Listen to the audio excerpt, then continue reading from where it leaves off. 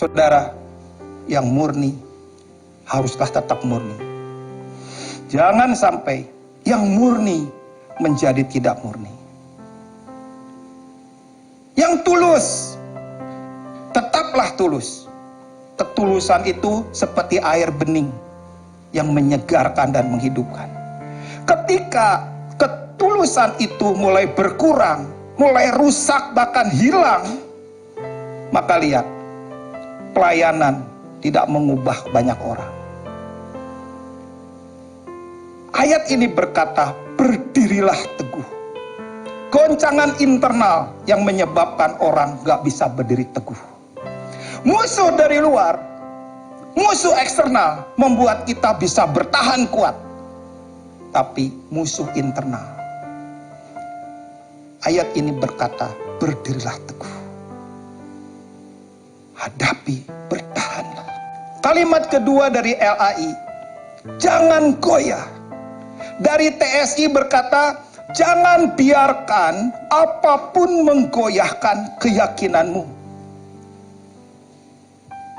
Ketika pelayanan kita terbangun, terdidik, terlatih, kalau dalamnya kuat, maka lihat, segala sesuatu kalau bangunnya dalamnya kuat, itu akan kokoh.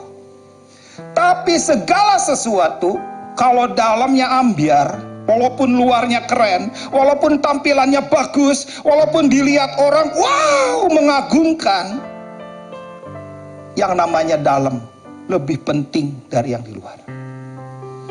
Gereja itu bukan apa yang kita tampilkan. Gereja itu bagaimana membangun di dalam.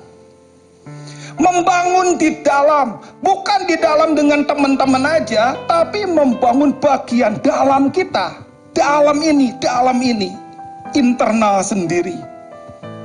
Bangunan dalam inilah yang membuat orang itu berbeda satu dengan yang lain. Kalau dalamnya bagus, itu seperti gel. Digoncang, gak berisik, gak berbunyi. Tapi kalau dalamnya goncang, seperti kelereng dalam kaleng. Gak ada goncangan pun berisik, apalagi ada goncangan. Membangun di dalam, membangun penyembahan, membangun manusia dalam, membangun segala sesuatu yang berkaitan bagian dalam. Level penyembahan jauh. Kalau bagian dalamnya terbangun dengan baik, lihat,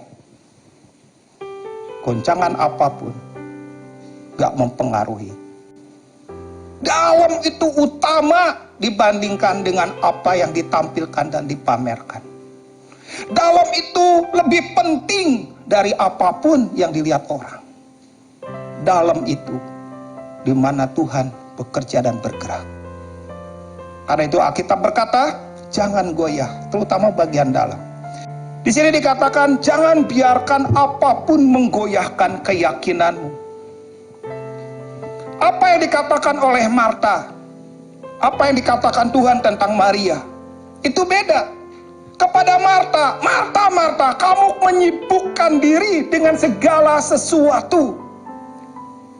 Lihatlah Maria, perhatikanlah Maria.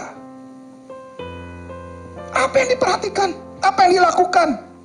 Maria duduk diam, mendengar, mengerti, menangkap, dan menyimpan dalam hati. Maria yang mendengar, dan menyimpan dalam hati.